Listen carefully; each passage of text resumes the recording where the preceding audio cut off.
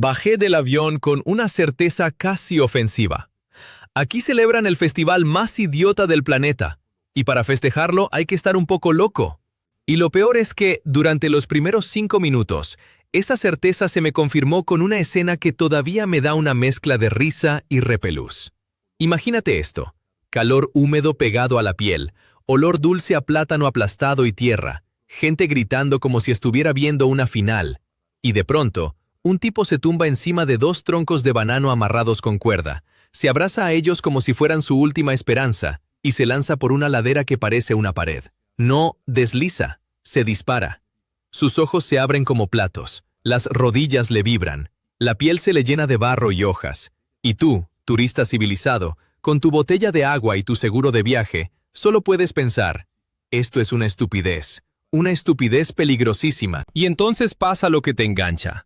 El tronco golpea una piedra, el cuerpo rebota un instante, el público ruge, y el chico no frena, sigue. Y en ese segundo en el que tu estómago se te sube a la garganta, entiendes que no estás viendo un juego, estás viendo una línea finísima entre fiesta y accidente, entre orgullo y locura, entre tradición y espectáculo. Yo vine a Isla de Pascua, Rapa Nui, con una cámara, una lista de planos y un encargo simple. Haz un video del tapatí, dinámico, viral. Fácil, ¿no? Hasta que vi esa ladera y me dije: si esto no es el reality más salvaje del mundo, ¿qué lo es? Y ahí apareció el primer problema. No era el único cazando esa historia. En el mismo aeropuerto, 2 pasos detrás de mí, escuché una voz demasiado alta para ser casual. ¡Chicos, aquí empieza lo bueno! El festival donde los locales se tiran en troncos como si fueran misiles. Me giré y lo vi. Nico Rivas, influencer de viajes, dientes perfectos, dron listo, equipo de 2 personas, sonrisa de «esto ya es mío». En mi mundo, eso significa una sola cosa: competencia directa, y mi patrocinador había sido clarísimo. Si no entregaba el video terminado antes de las 23:59 de mañana, perdía el contrato. Un día para entender, grabar, narrar y montar una historia que no sonara a folleto turístico, y que no quedara sepultada bajo el griterío de Nico vendiendo la isla como un circo. Porque lo fácil, lo tentador, era contar Tapatí como los Juegos del Hambre versión para turistas. Carreras, fuerza bruta, máscaras, baile, rivalidad. Pero la isla tiene un talento especial. Si la tratas como un parque temático, te devuelve la mirada. Y esa mirada te deja incómodo. Esa primera noche, el viento en Rapa Nui no sopla, empuja. Te empuja hacia el Mar Negro. Huele a sal y a algas. Las olas no rompen suave, rompen como si estuvieran enfadadas con la piedra. Caminé con la cámara colgando y el pensamiento clavado como una astilla. ¿Cómo se inventa un festival donde la gente celebra arriesgándose así? Y la respuesta, antes de ser festival, fue necesidad. Rapa Nui es una isla que parece pequeña en el mapa, hasta que intentas vivir de ella. Aquí todo tiene filo: el sol, el viento, la roca volcánica, la distancia. El aislamiento no es una metáfora, es una condición física. No hay «me voy a la ciudad de al lado», no hay «lo compro mañana». Durante siglos, lo que no cultivabas, lo que no pescabas, lo que no protegías, se perdía. Y cuando todo es limitado, cada decisión pesa más. ¿Quién lidera? ¿Quién trabaja? ¿Quién comparte? ¿Quién se guarda algo, por si acaso? En un lugar así, el cuerpo se convierte en herramienta. Y la herramienta se entrena. No me lo contó un libro. Me lo dijo un hombre mayor con manos de cuerda y ojos tranquilos, sentado cerca de un fogón, mientras la gente preparaba collares de flores y pintaba telas. Yo estaba buscando entrevistas rápidas, frases cortas, material para voz en off. Él me dio otra cosa, una idea que no se te suelta. Aquí, me dijo, no nacieron juegos para entretener, nacieron pruebas para aguantar. Aguantar el peso de la carga cuando trasladabas cosas por terreno irregular. Aguantar el dolor de la piel cuando caías sobre roca. Aguantar la vergüenza de fallar frente a tu gente. Aguantar el miedo, porque el miedo también se entrena. Si te paraliza, te mata. Si lo dominas, te guía. Esa frase me cambió el enfoque. Tapatí no empezaba con música. Empezaba con un mundo donde sobrevivir era una conversación diaria con la escasez. Y cuando entendí eso, el festival idiota se me volvió otra cosa, un espejo. A la mañana siguiente salí temprano. Quería grabar la isla antes del ruido. Los moais en silencio, la hierba moviéndose como un mar verde, los caballos sueltos en caminos de tierra. En cámara, todo parece tranquilo, hasta que recuerdas que esa calma es engañosa. La isla, por dentro, guarda historias de tensión. Familias, clanes, orgullo, disputas por recursos, por prestigio, por herencia. Y ahí, justo ahí, nace el combustible perfecto para que unas pruebas físicas se transformen en algo mayor. Porque si la supervivencia te obliga a ser fuerte, la convivencia te obliga a ser mejor que el otro. No mejor en abstracto, mejor en cosas concretas, correr más, cargar más, responder más rápido, coordinarte con tu grupo. No desmoronarte cuando el rival te mira como diciendo, hoy te quito el lugar. Cuando llegué al sitio donde se celebraban los preparativos, vi a jóvenes ensayando danzas, cuerpos pintados, trazos rojos, negros, blancos sobre la piel, como si se vistieran de símbolos. Máscaras apoyadas en el suelo, esperando rostro. Y ahí estaba el contraste perfecto. Por un lado, la belleza, ritmo, canto, comunidad. Por otro, la sombra de lo que venía, la velocidad, la caída, el riesgo. Una chica me explicó, sin necesidad de dramatizar, que Tapatí funciona como una gran competencia entre grupos, una rivalidad canalizada. Lo dijo con una naturalidad que me dio escalofríos, porque para ella no era un show, era identidad. Ese mismo mediodía, Nico Rivas apareció con su dron, su equipo y su voz de megáfono humano. ¡Oye!, me gritó como si fuéramos amigos. ¿Listo para grabar la locura? Me sonrió. No era una sonrisa amable, era una sonrisa de «te veo y te gano». Yo le devolví otra sonrisa, más pequeña. En mi cabeza, el reloj ya estaba contando los minutos hacia mi deadline. Y entonces mi teléfono vibró. Mensaje del patrocinador. Corto, frío. Necesitamos impacto desde el primer minuto. Algo que haga que la gente no pueda apartar la vista. Y recuerda, mañana antes de medianoche. Impacto. El mundo ama el impacto, pero la isla no se entrega solo por impacto. La isla te exige respeto.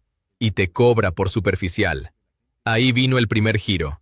El hombre del fogón, el de las manos de cuerda, me buscó entre la gente y me hizo un gesto para que me acercara. Me llevó a un lado, lejos del ruido, y me soltó una bomba en voz baja. Si quieres contar esto de verdad, no basta con mirar. Tienes que entender por qué duele. Luego me señaló hacia la ladera, aún vacía, como si fuera un altar. ¿Ves esa bajada? No es solo un juego, es una forma de decir, sigo aquí, no me rompo, no me borro. Yo tragué saliva. Porque, de pronto, el espectáculo para turistas empezaba a parecerme una conversación con el pasado.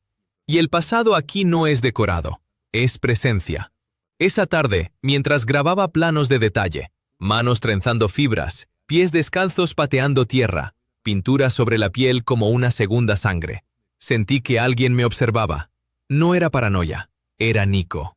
Estaba a pocos metros, grabando lo mismo, copiando planos. O quizá, peor, adelantándose. Y ahí el conflicto se volvió personal. Porque Nico no necesitaba comprender. Nico necesitaba ganar. Su vídeo sería rápido. Gente loca se lanza por una colina. Música fuerte, cortes rápidos, risas, reacciones. El mío, si quería sobrevivir al algoritmo, también necesitaba tensión, adrenalina, pero con una trampa narrativa. Llevar al espectador desde el juicio fácil hasta la verdad incómoda.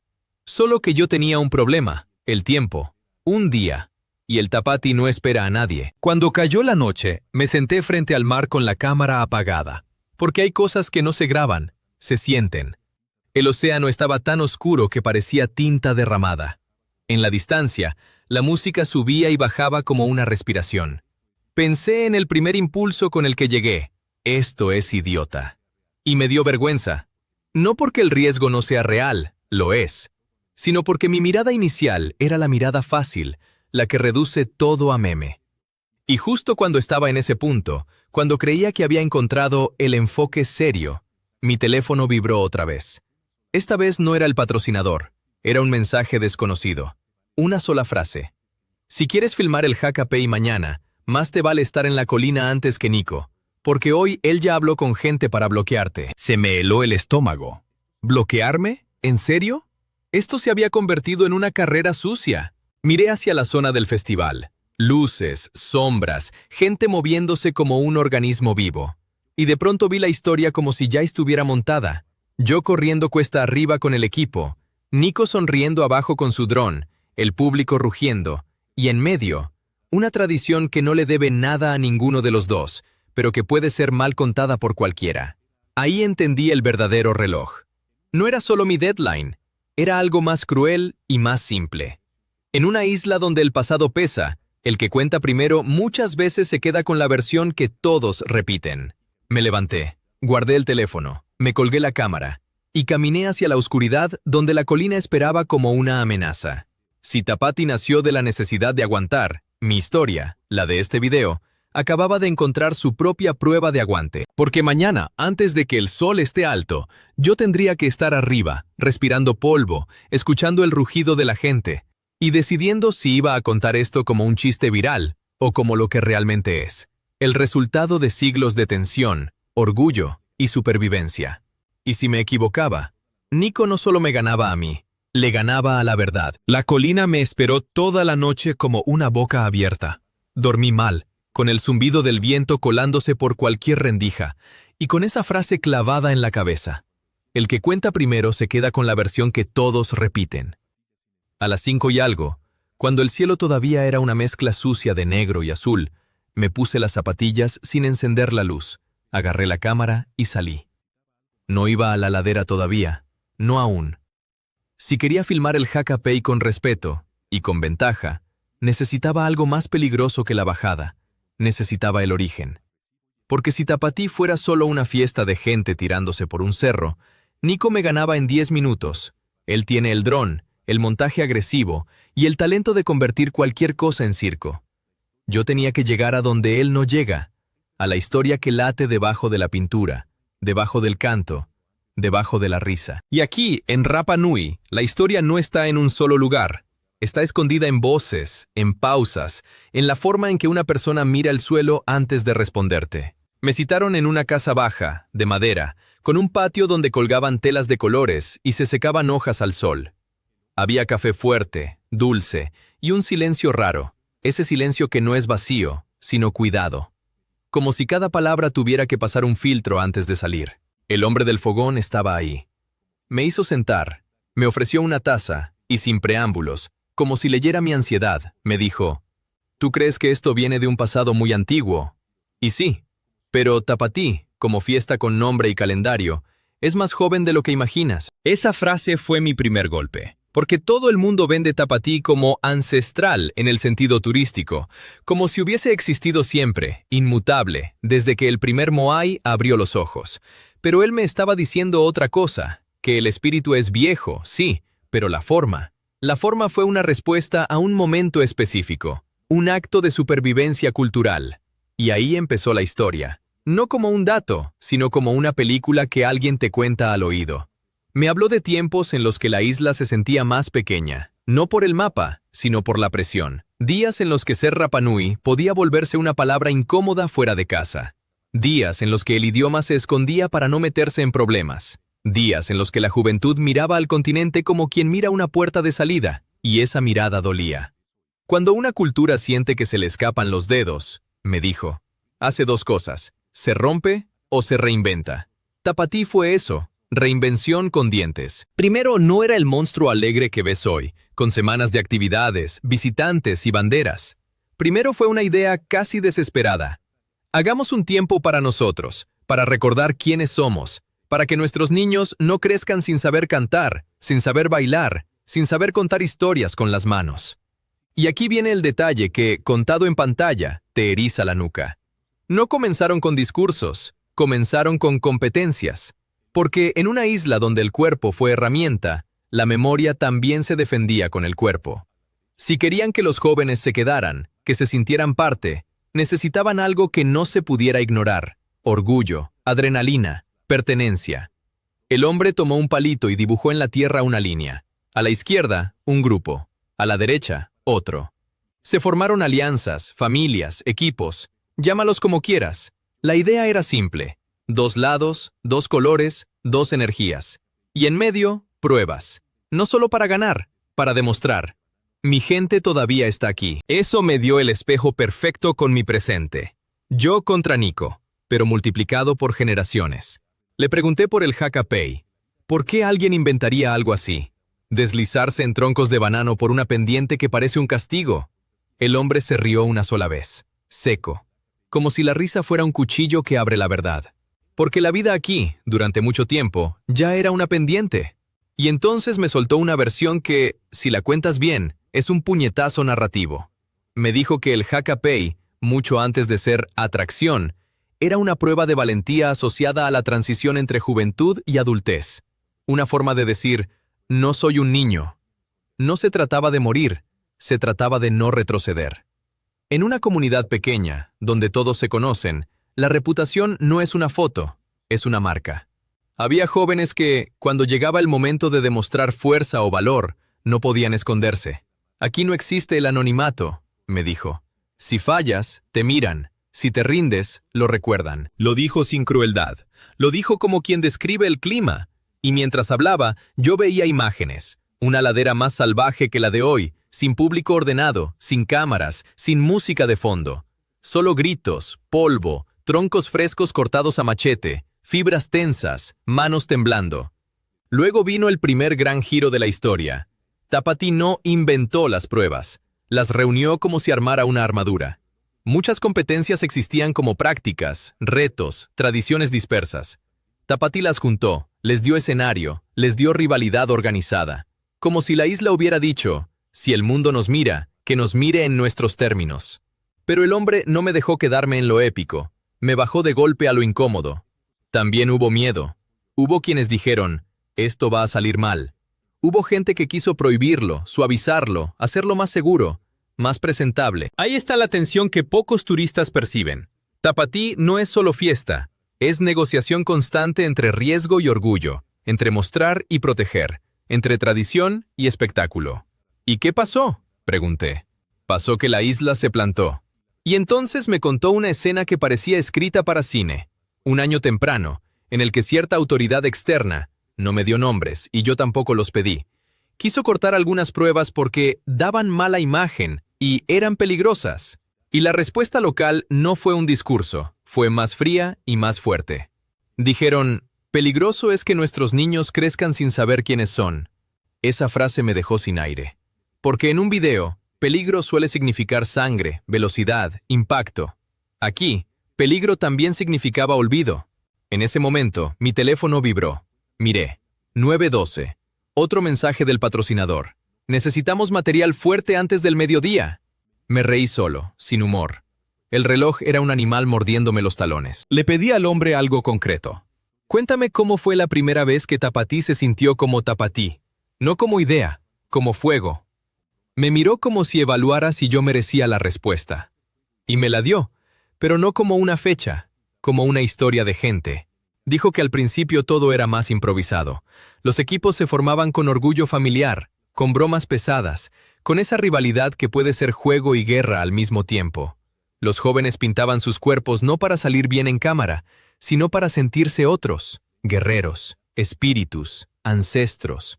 Las mujeres preparaban coronas, telas, comida, y al mismo tiempo dirigían parte del pulso social del evento. Tapatí no era solo fuerza bruta, era belleza, canto, lengua, habilidad, memoria. Y entonces llegaron las pruebas que, incluso hoy, te golpean por lo visual. Me habló del correr con cargas pesadas, cuerpos inclinados hacia adelante, respiración cortada, piernas quemando, el peso aplastando la espalda. No era fitness, era un eco de cargar cosas por terrenos difíciles, de transportar recursos, de no tener vehículos, de usar el cuerpo como puente. Me habló de competencias donde la rapidez no sirve si no hay técnica, donde un segundo de torpeza te hace caer delante de todos. Me habló de la vergüenza como motor. Algo que en ciudades se evita, aquí se usa como herramienta para crecer. Y luego volvió a las máscaras y los bailes. Porque la máscara no es disfraz, es un permiso. Te permite ser más grande que tú mismo. En Tapatí, una máscara puede ser risa o amenaza. Puede ser la cara de un espíritu, un animal, una historia. Te tapa para revelarte. Mientras escuchaba, yo me daba cuenta de una cosa que Nico jamás iba a entender, y que para mí era un tesoro narrativo. Tapatí nació, en parte, como una respuesta al riesgo de desaparecer. Y por eso las pruebas no son locuras, son gritos corporales diciendo «seguimos». Salí de esa casa con la cabeza hirviendo de ideas y con un plan de guión casi armado, hasta que vi a Nico. Estaba en la esquina, apoyado en una camioneta, hablando con alguien de la organización. Reía. Señalaba hacia la colina con el gesto de quien compra un asiento VIP. Cuando me vio, me saludó levantando la mano, amable como un depredador educado. «Hermano», me dijo, «hoy la rompo. Ya tengo el permiso para poner el dron cerca del descenso». Ahí entendí el mensaje anónimo de anoche. No era paranoia, era estrategia. Si Nico dominaba el ángulo aéreo del Hackapay, su video iba a parecer una película de acción. El mío, sin eso, se arriesgaba a parecer menos. Sentí rabia. Pero la rabia aquí se te devuelve mal. Respiré. Sonreí. Le dije algo neutral. Y seguí caminando. Pero mi cabeza ya estaba en modo combate. Si no puedo ganarle en altura, le gano en profundidad. Si él tiene el cielo, yo tengo el suelo. Yo tengo la piel. Yo tengo el temblor de la respiración. Y justo cuando creía que el único enemigo era Nico, llegó el segundo twist. Más sucio. Un joven se me acercó y me dijo, casi sin mirarme, «Si vas a filmar hoy, cuidado con dónde pones los pies. No solo por la pendiente, por la gente». Me detuve. «¿Qué quieres decir?» El chico apretó la mandíbula. Miró alrededor. «Hay quienes no quieren que esto se convierta en circo. Hay quienes están cansados de cámaras que vienen, toman la locura y se van. Si te ven como uno de esos, te van a cerrar puertas». Me quedé quieto. Porque eso no estaba en mi guión mental. Yo pensaba que el conflicto era yo contra Nico. Pero aquí había otro filo. Turista contra comunidad. O peor, narrador contra verdad. Y el reloj seguía. 10:03, 10:04, 10:05. Caminé hacia la zona de ensayos de danza para grabar sonidos, texturas. Allí, en lugar de música alegre, encontré una intensidad que te golpea el pecho. Los tambores no suenan bonitos, suenan como pasos de algo grande. Los cantos no suenan lindos, suenan como si le hablaran a una fuerza invisible. Una mujer mayor, con una corona de flores y la espalda recta, ensayaba con jóvenes. Los corregía con un dedo firme, como quien pule una piedra. Me acerqué con respeto, pedí permiso para grabar. Me lo dio, pero con una condición no verbal. Si grabas, escucha. Grabé. Y escuché. Los movimientos tenían algo de combate y algo de celebración. El baile contaba historias sin decir palabras. Y pensé, si Tapatí se originó como reinvención, entonces cada paso era un clavo sosteniendo un puente hacia el pasado. Ahí decidí mi giro narrativo para el video. Iba a empezar con el juicio. ¡Qué festival tan idiota! Y luego desarmarlo. Iba a llevar al espectador desde el meme hasta el pulso real. Y para hacerlo, necesitaba una escena que lo demostrara sin explicarlo. El hombre del fogón me había dicho, no basta con mirar, tienes que entender por qué duele. Yo iba a mostrar por qué duele, pero no con sangre, con decisión. Entonces fui a la colina, no para filmar el descenso aún, sino para filmar el antes. Ese antes que casi nadie muestra porque no tiene choque, pero tiene verdad. La preparación. Los troncos de banano no se eligen al azar, se cortan, se ajustan, se amarran. Huelen a vegetal fresco, a savia. Son resbaladizos, traicioneros. Se sienten vivos, como si quisieran escaparse de las manos. Se prueban las cuerdas, se tensa, se vuelve a tensar. Se mira la pendiente como quien mira a un animal. Se traga saliva. Y en medio de eso, vi a un chico, joven, concentrado, con los labios apretados. Tenía los hombros marcados de entrenamiento. No parecía un loco, parecía alguien que estaba haciendo algo serio. Le pregunté su nombre. Me lo dio, pero lo importante no fue su nombre, fue lo que dijo después. Hoy es mi última oportunidad. ¿Última por qué? Miró hacia abajo, hacia la caída. Porque el próximo año tal vez me voy al continente, y quiero irme con esto hecho. Quiero que mi abuelo me vea hacerlo una vez. Esa frase me perforó. Ahí estaba mi límite de tiempo, dentro de la historia real. No era solo mi deadline de medianoche, era el de él. La posibilidad de que su vida cambie, que se vaya, que el vínculo se estire. Tapatí como despedida, como cierre de ciclo. Y como si el destino quisiera apretar todavía más la cuerda, apareció Nico en la cima con su dron desplegado, sonriendo como si ya hubiera ganado. «¡Mira esto!», gritó a su cámara. ¡El festival más salvaje del mundo! La frase me dio asco. No porque fuese mentira del todo, sino porque era incompleta. Y la incompletud aquí es una forma de violencia. Me acerqué al chico otra vez y le dije algo que nunca pensé que diría en un evento así. Si vas a hacerlo, hazlo por ti, no por las cámaras. Él no respondió, pero me miró con un gesto mínimo, lo sé. Y eso, para mí, fue el nacimiento de mi segundo acto. Ya no estaba filmando un evento, estaba filmando una frontera. La frontera entre la tradición y el espectáculo, entre el orgullo y la explotación, entre dos narraciones que compiten por quedarse con la isla. Mi teléfono vibró de nuevo. 11:27. Mensaje del patrocinador. ¿Ya tienes lo más fuerte? Recuerda, mañana 23:59. Guardé el teléfono sin contestar, porque ahora tenía claro qué era lo más fuerte. No era el golpe, era la razón del golpe. Tapatí, en su origen, fue una forma de amarrarse a sí mismos cuando el mundo tiraba de ellos. Una fiesta nacida del miedo a perderse, transformada en un campo de pruebas donde la cultura se defiende con músculo, con canto, con máscara y con caída. Y yo estaba parado justo en el borde, con Nico al lado, con un dron zumbando como un mosquito caro, sabiendo que mañana, cuando el chico se lanzara, la historia que el mundo escuchara dependería de quién la contara mejor. Y aquí está la promesa que me hice en silencio, mirando la pendiente. Si Tapatí se inventó para que la isla no se olvidara de sí misma, yo no iba a permitir que mi video la redujera a un chiste fácil. Porque el problema no era que fuera idiota. El problema era que era más serio de lo que cualquiera imagina. Y eso, precisamente, es lo que lo vuelve irresistible. La isla tiene una manera cruel de decidir cuándo te deja entrar. Te prueba. Esa tarde, después de grabar la preparación en la colina, bajé con polvo en la garganta y una idea fija. Si quería contar el Tapatí como algo más que un espectáculo, tenía que encontrar a quienes lo convirtieron en un corazón que late cada año. No los organizadores como etiqueta, las personas. Los que, en algún momento, tuvieron que elegir entre dejar que la identidad se adelgazara como humo o clavarla en la tierra con música, sudor y competencia. Me dijeron que buscara a una mujer mayor que había estado cuando todo era más pequeño.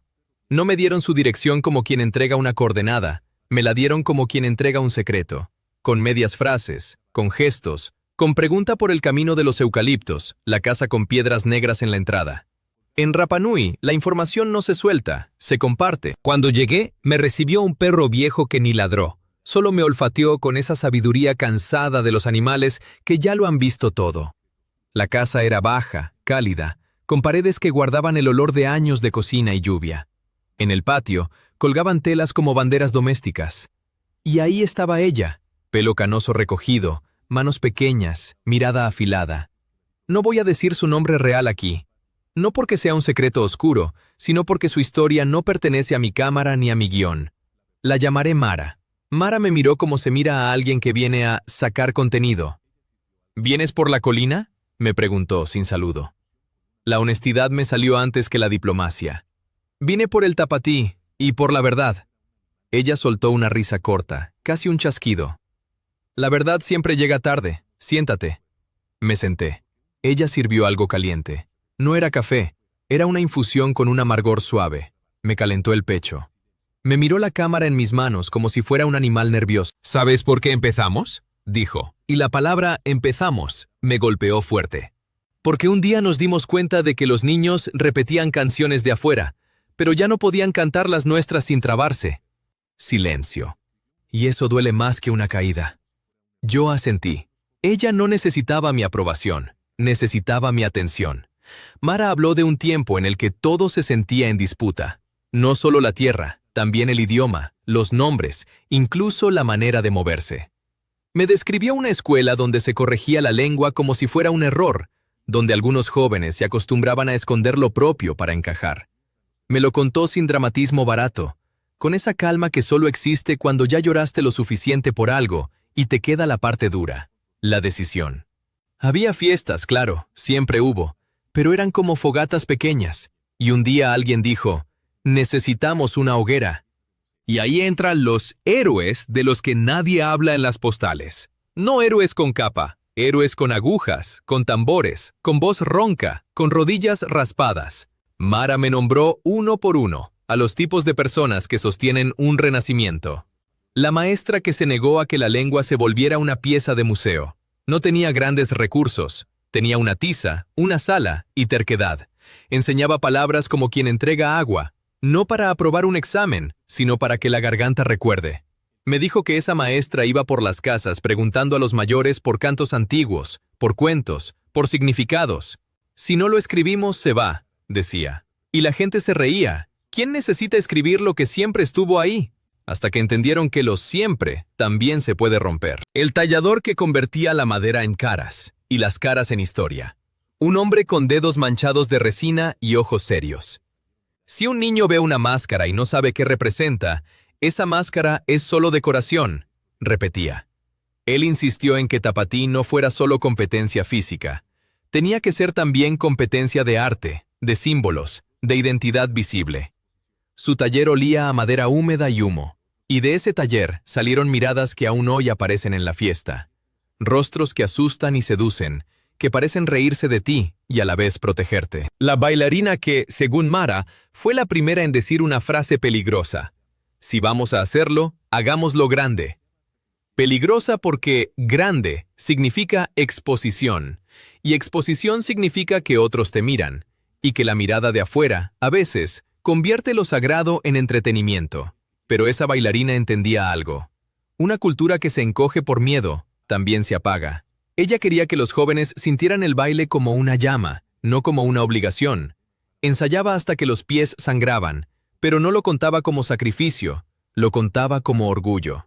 Y luego estaba él, el que Mara pronunció con una mezcla rara de cariño y fastidio. El hombre de las pruebas. El que llevó la idea de la rivalidad organizada. Lo llamaré Ari.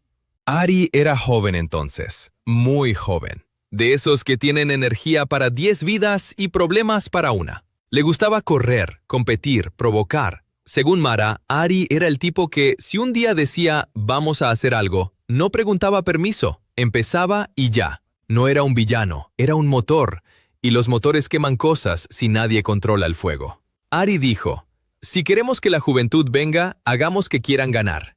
Mara imitó su voz con burla. Que se piquen, que se reten, que se empujen a ser mejores. ¿Y funcionó? Sí, y casi nos rompe. Ahí vino el primer gran twist de esta parte. Tapatí no nació en armonía, nació en tensión. Mara me contó de un primer año, o de los primeros, en el que la rivalidad se calentó demasiado. 2 bandos, 2 colores, 2 orgullos. La competencia, cuando toca el nervio de la identidad, se vuelve más que juego. Hubo gritos, hubo insultos, hubo un momento en el que una prueba casi termina en pelea seria. No show, pelea real, gente que se conoce desde siempre y que, por un instante, se mira como si fueran extraños. Nos dimos cuenta de que estábamos jugando con gasolina, dijo Mara, y que si Tapatí se convertía en guerra, se perdía el sentido. Entonces entró otra heroína silenciosa, una mujer mayor que no era famosa, pero tenía autoridad natural. La llamaré Ina. Ina era de esas personas que no gritan, y por eso todos se callan cuando habla. Ella fue la que puso la regla invisible. Compitan con fuerza, no con odio. Parece una frase de calendario barato, pero en una isla pequeña, donde el resentimiento se hereda como apellido, esa frase es una pared necesaria. Mara me explicó que, a partir de ahí, la competencia empezó a tener límites, rituales, códigos. No para quitar la intensidad, sino para que la intensidad no se comiera a la comunidad. Tapatí no debía ser una grieta, debía ser un puente. ¿Y el Hakapei? Pregunté, porque mi cabeza seguía en la colina. ¿Cómo entró en todo eso? Mara bajó la mirada. No fue tristeza teatral, fue memoria pesando. Hubo caídas feas, dijo. Y hubo un año en el que creímos que se terminaba. Me lo dijo y mi piel se erizó. Porque hasta ahora el riesgo era adrenalina. Ella lo volvió amenaza. Me contó de un joven que se golpeó duro. No me dio detalles morbosos, ni nombres, ni fechas exactas. No necesitaba. El silencio alrededor de esa historia era suficiente para entender que hubo un límite que se rozó. Después de eso, algunas voces dijeron, se acabó, esto no. Otras dijeron, si lo quitamos, ¿qué queda? ¿Una fiesta bonita para turistas? Ahí apareció Ari otra vez, el mismo que empujaba por competencia. Pero el giro fue que Ari, el de la energía bruta, Fue también el primero en sentirse culpable, porque cuando empujas a la gente al borde, el borde puede tragarse a alguien. Ari cambió, dijo Mara. No dejó de competir, pero aprendió a respetar el borde, aprendió a preparar, a entrenar, a escuchar a los mayores y a decir no cuando alguien quería hacerlo solo por lucirse. Ese Ari adulto me interesó más que el Ari impulsivo, porque ahí está el arco humano. El héroe no es el que nunca se equivoca, es el que aprende a cargar con su error y a construir algo mejor. Mientras Mara hablaba, yo veía la estructura del tapatí como un organismo que creció. No de forma limpia, sino a golpes, con correcciones, con discusiones, con miedos. Y entonces pasó algo que no esperaba. Nico Rivas apareció. No sé cómo consiguió la dirección, tal vez por insistencia, Tal vez por dinero, tal vez por ese talento de los influencers para abrir puertas a fuerza de carisma. Llegó con su sonrisa, su equipo, su «Hola reina» a la nada. Yo lo vi por la ventana y el estómago se me apretó. Mara ni se movió, solo esperó. Nico entró con esa energía de alguien que cree que el mundo es un escenario suyo. «Señora, un honor. Estoy haciendo un documental increíble del tapatí. Quería que me contara lo más extremo, lo más loco. La colina, los troncos, las caídas». Mara lo miró como se mira a un niño que está a punto de meter la mano en el fuego. «¿Quieres lo más loco?», dijo ella. «Lo más loco fue que seguimos aquí cuando todo el mundo nos decía que no importábamos». Nico se rió, incómodo, como quien no entiende el idioma emocional. Sí, pero lo del descenso. ¿Cuántos se han fracturado? ¿Alguna vez alguien...? Ahí sentí vergüenza ajena y rabia. Pero Mara no explotó. Hizo algo peor para Nico. Lo desactivó con calma. «No vas a filmar aquí», dijo. «Ni hoy ni nunca». Nico parpadeó. «¿Perdón? Yo tengo permisos». «¿Permiso de quién? ¿De la isla?» Mara clavó los ojos en él. «La isla no te debe nada». El aire se volvió pesado. Nico intentó salvarlo con una sonrisa. «Yo respeto mucho, de verdad. Es para mostrar al mundo. El mundo no necesita que le muestres nuestra sangre para entendernos», cortó Mara. «Fuera». Silencio. El equipo de Nico se quedó congelado, yo también, porque una parte de mí quería aplaudir, pero otra parte de mí se preguntó si yo estaba a un paso de recibir el mismo fuera. Nico se fue, con la mandíbula tensa. Antes de cruzar la puerta me miró, y en esa mirada estaba el mensaje: «Te la ganaste, hoy, pero esto no acaba». Cuando se fueron, Mara me miró a mí, y yo ya tenía la garganta seca. «No te emociones», me dijo. «¿Tú también vienes a grabar?» «Sí», admití, «pero quiero hacerlo bien». «Entonces escucha esto», dijo, y esa frase sonó como una prueba. «Los héroes no son los que bajan más rápido, los héroes son los que sostienen esto cuando nadie aplaude». Me señaló el patio. En una esquina había telas apiladas, coronas, collares. Me dijo que durante los primeros tapatí no había dinero para trajes perfectos. La gente cosía con lo que tenía. Cortaban sábanas viejas, teñían con tierra, con plantas, pintaban a mano. Las máscaras se hacían con madera y paciencia. Los tambores se improvisaban con lo disponible. No había producción, había deseo. ¿Sabes lo que significa preparar una fiesta así cuando la gente está cansada, cuando hay preocupaciones, cuando algunos quieren irse?, preguntó. «Significa que eliges quedarte». Esa frase me llevó al chico de la colina. El próximo año tal vez me voy al continente. El tapatí como ancla. Y el tapatí como despedida. Dos cosas a la vez. Hermoso y triste. Le pedí a Mara una última imagen del origen, algo que pudiera usar como escena en mi narración. Ella se levantó, caminó hacia una caja de madera y sacó una foto vieja, gastada por el tiempo. No me dejó filmarla, solo me la mostró. Era un grupo de jóvenes con cuerpos pintados, sonriendo con esa mezcla de nervios y orgullo. Al fondo, algo que parecía un escenario simple. No era espectacular, era humano. «Ese día», dijo, «cuando terminamos, no dormimos, porque sentimos que habíamos hecho algo que no se podía deshacer». Me devolvió la foto, la guardó con cuidado, como si cerrara un cofre. «Ari estaba ahí», dijo. «La maestra estaba ahí, la bailarina estaba ahí, Ina estaba ahí, y muchos otros. Nadie sabía si iba a durar, pero por esa noche nos sentimos completos». Salí de la casa con una mezcla rara en el cuerpo, gratitud y presión. Porque ahora tenía una historia con espina dorsal, pero también tenía un enemigo más claro. Nico no iba a rendirse. Y yo todavía tenía un reloj monstruoso contando hacia mi medianoche final. En el camino, el viento me golpeó con fuerza y me trajo un olor a mar que parecía metal. Miré el teléfono. 16:41. Mensaje del patrocinador. Necesitamos un avance hoy. Algo que nos asegure que mañana entregas. Yo iba a entregar, sí, pero ya no por el contrato. Ahora había otra cosa.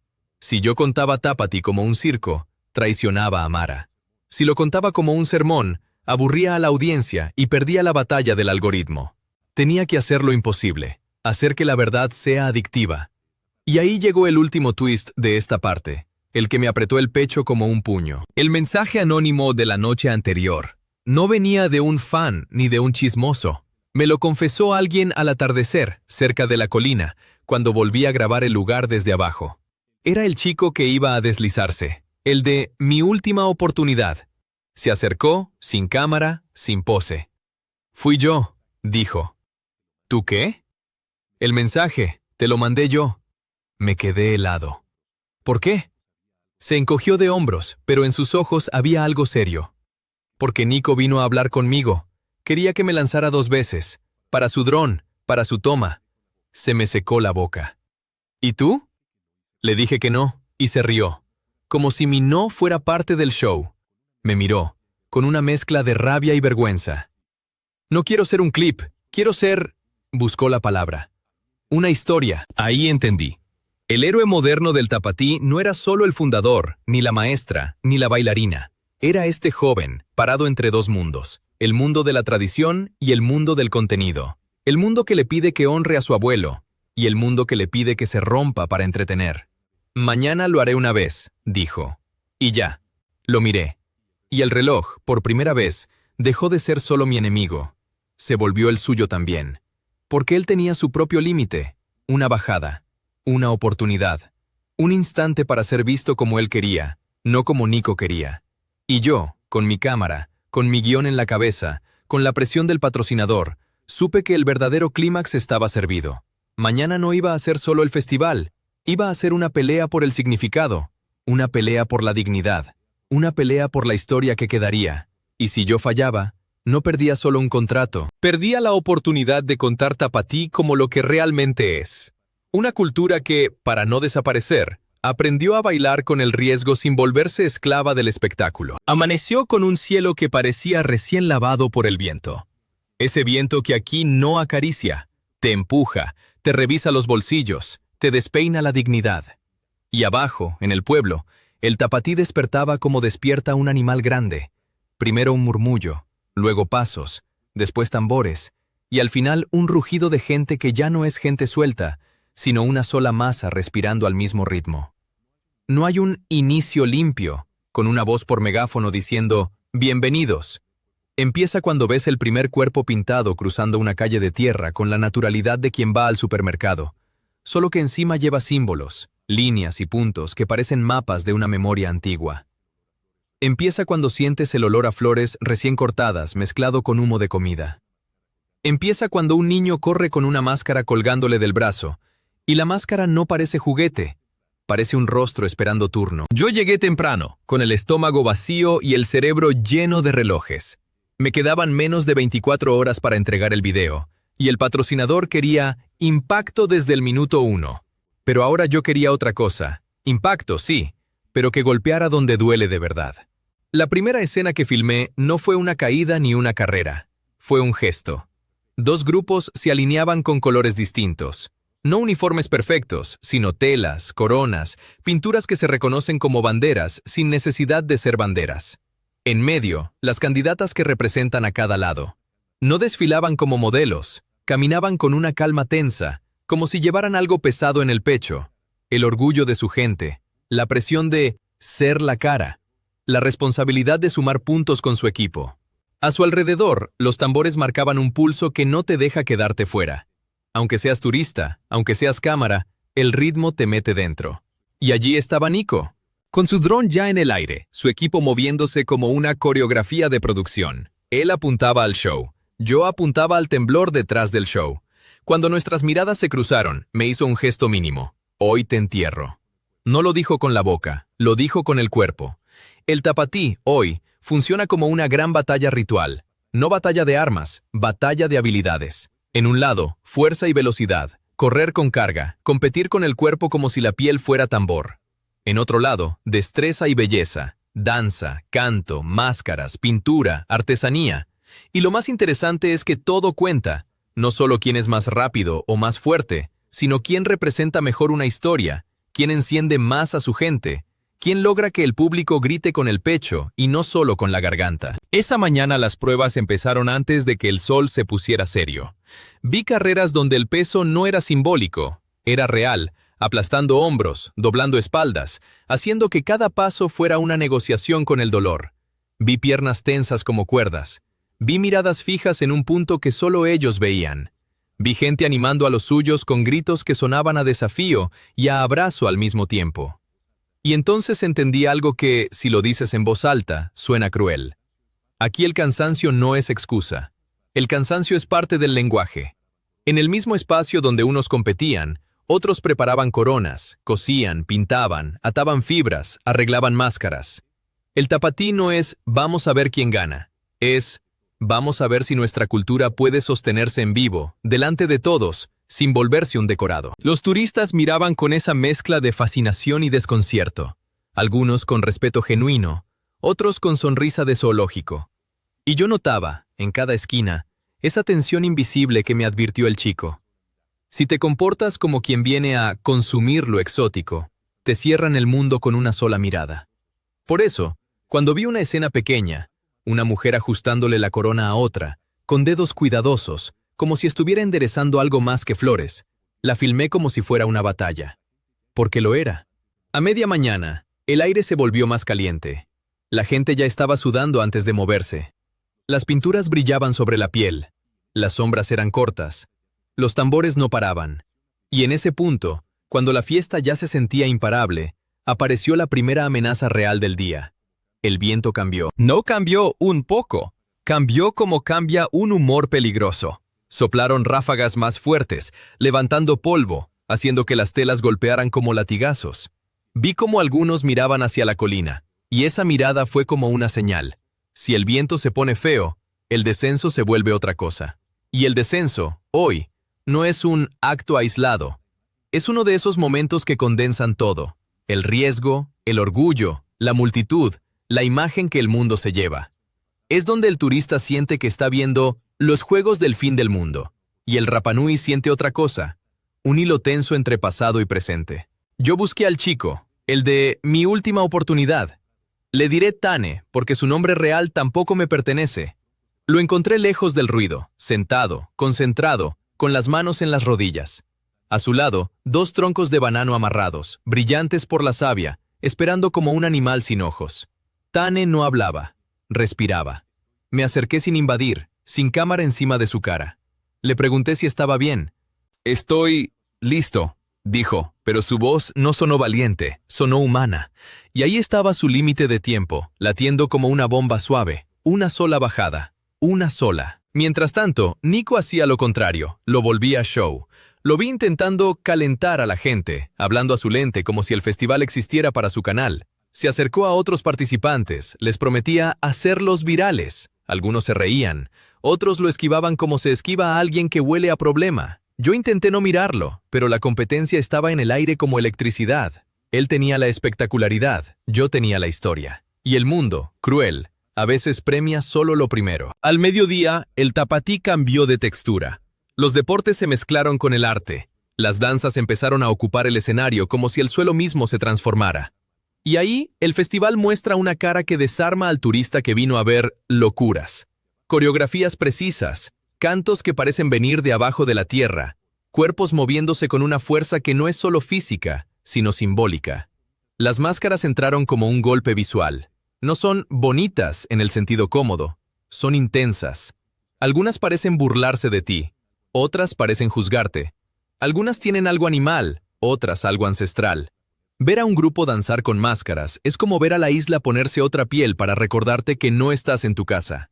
El público grita, pero no como en un concierto. Grita como se grita cuando lo que está pasando te pertenece. En una esquina vi a Mara, la mujer mayor, observando con la espalda recta, como si estuviera vigilando que el tapatí no se desvíe hacia el circo. Cuando nuestras miradas se encontraron, no sonrió. Solo asintió una vez. Fue suficiente. Era un permiso silencioso para seguir filmando, siempre y cuando no traicionara el pulso.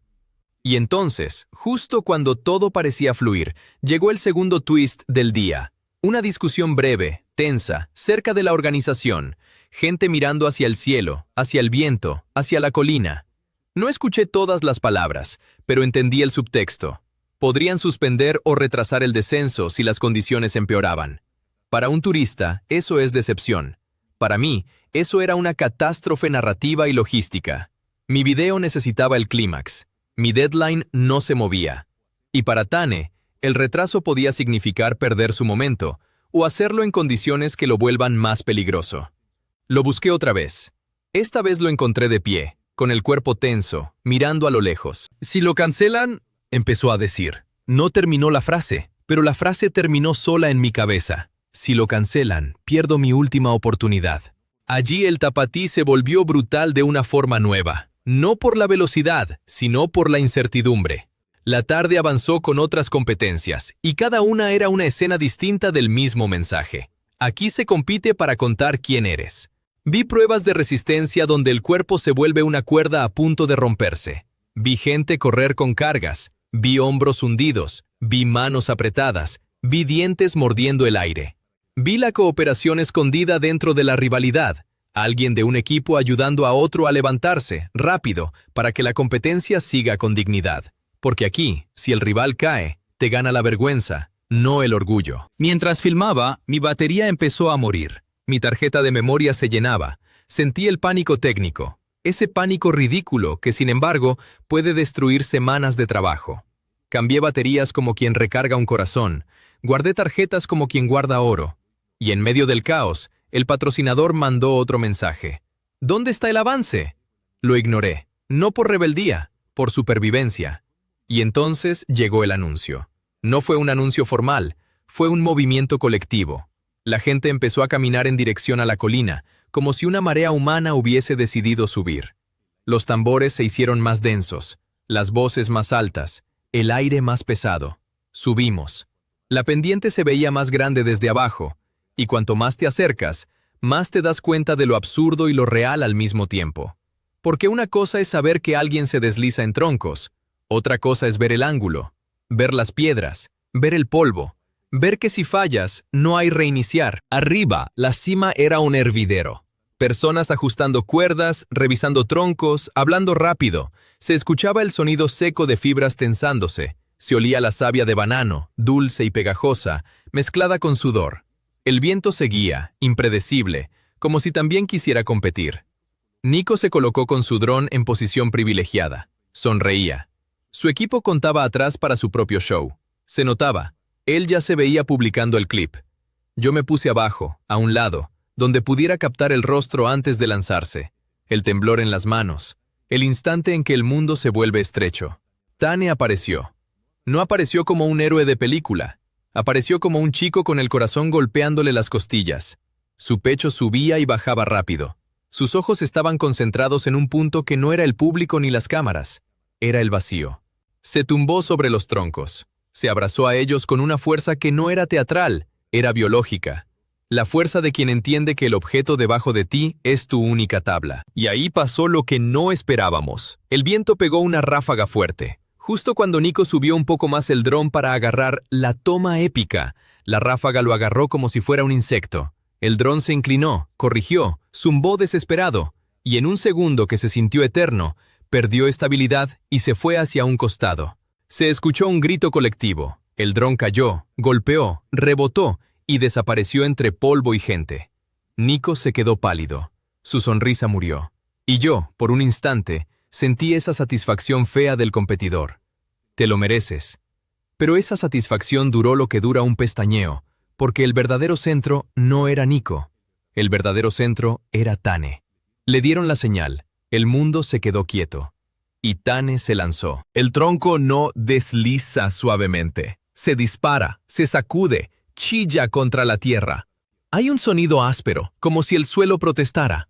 Tane baja con el cuerpo pegado a los troncos, brazos tensos, mandíbula apretada.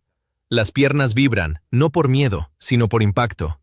En un punto, El tronco golpea una irregularidad y el cuerpo se levanta un instante, lo suficiente para que el estómago se te suba al cuello. El público ruge. Yo filmaba con las manos firmes, pero por dentro estaba temblando. No era solo adrenalina, era el peso de su frase. Una vez y ya.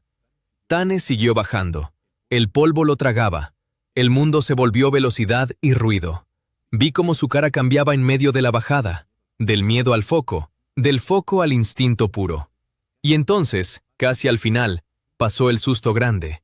Un rebote más fuerte, un golpe seco, el tronco se desvió un poco. El cuerpo giró un grado que no debía. Se escuchó un ¡oh! Colectivo. Tane logró enderezar. Con fuerza, con suerte, con algo que no sé si llamar técnica o milagro. Y finalmente, frenó. No bonito, no limpio. Frenó como frena alguien que acaba de negociar con el desastre. Se quedó unos segundos en el suelo, respirando como si hubiera vuelto a nacer. Corrí hacia él, cámara en mano, pero no para invadirlo, para estar, para mostrar el después real. El polvo en la piel, las manos temblando, la mirada perdida un segundo antes de volver. ¿Estás bien?, pregunté. Tane no respondió con palabras. Respondió con una risa corta que parecía un sollozo contenido. Luego miró hacia el público y buscó a su abuelo entre la gente. Lo vio. Y en ese instante, la escena se volvió insoportable de humana. El chico que se deslizó por una colina para que un hombre mayor lo viera una vez en su vida. No era deporte extremo, era un puente. Detrás de mí, Nico corría desesperado buscando su dron, discutiendo con su equipo, pidiendo tomas a otros, intentando comprar segundos. Su show se estaba rompiendo en tiempo real. Y lo más fuerte fue ver que, en su desesperación, se acercó a mí. «Necesito esa toma», dijo sin vergüenza. «Te pago, te doy crédito, lo que quieras». Lo miré, y por primera vez sentí pena. Porque él no entendía que su pedido era como pedirle a alguien que te venda una cicatriz ajena. «No», le dije. Nico apretó los dientes. «Esto es negocio». «Para ti», respondí. «Para ellos es otra cosa». Se fue, furioso. Y yo me quedé con el corazón reventándome el pecho. Porque en ese no había también una decisión sobre mi propio video. Yo podía hacer el clip viral del descenso, sí, pero ahora tenía el derecho, y la obligación, de contar el porqué. El tapatí siguió. La gente bajó de la colina como baja de un ritual, con euforia y con algo de silencio por dentro. Hubo más danza, más música, más competencia. Hubo abrazos y burlas entre equipos. Hubo esa alegría rara de las fiestas donde el cansancio y el orgullo son hermanos. Y mientras todo eso pasaba, yo tenía otra carrera, la mía. El sol empezó a caer, y yo ya estaba pensando en luz, en archivos, en montaje. Tenía el material más fuerte del día, pero el video no se hace solo, y el deadline era un cuchillo, 23:59. Busqué un lugar donde editar. Encontré una sala con electricidad inestable y un ruido constante de gente entrando y saliendo. Perfecto no era, pero era real. Puse el portátil, conecté discos, ordené tarjetas. Mis manos iban rápido como si fueran otras manos. Afuera se escuchaban cantos. Adentro se escuchaba mi ventilador de laptop como si fuera una respiración enferma. Entonces pasó el último obstáculo, el más absurdo. Se cortó la luz por unos segundos. El corazón se me fue a los pies. No por drama, por terror técnico, pero volvió. La luz regresó. Guardé, respiré, seguí. Monté el inicio con el contraste que yo mismo había vivido. El juicio fácil, el asco, la risa incómoda, y luego el golpe de realidad. Puse la preparación, puse el gesto de la corona, puse la máscara mirando a cámara como si te juzgara. Puse a Tane respirando antes de lanzarse sin decir una palabra. Puse el rugido del público, puse el polvo. Y sobre todo, puse algo que Nico jamás pondría, el instante del abuelo, la mirada que convierte la locura en sentido. Cuando el reloj marcó cerca de las 11:30 de la noche, mis ojos ya ardían. Tenía el video listo, pero faltaba subirlo, entregarlo, enviar el enlace. El internet era lento como si la isla se defendiera también de la prisa. Yo miraba la barra de carga como se mira a un enfermo. Vamos, vamos, no te mueras ahora. En ese momento, alguien entró en la sala. Era Mara. No dijo, qué buen trabajo. No dijo nada de eso. Solo dejó una taza caliente al lado de mi portátil.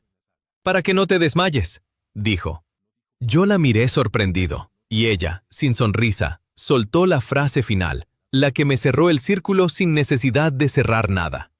Si lo cuentas bien, mañana alguien aquí se va a sentir menos solo. Volvió a salir. Me quedé con la taza humeando, con la barra de carga avanzando como un insecto lento, con el reloj a punto de morderme. Y por primera vez en todo el viaje sentí algo parecido a paz. La barra llegó al final. Envié. 23:58. Me quedé quieto, escuchando el ruido lejano del Tapatí todavía vivo, con música y risas en la noche.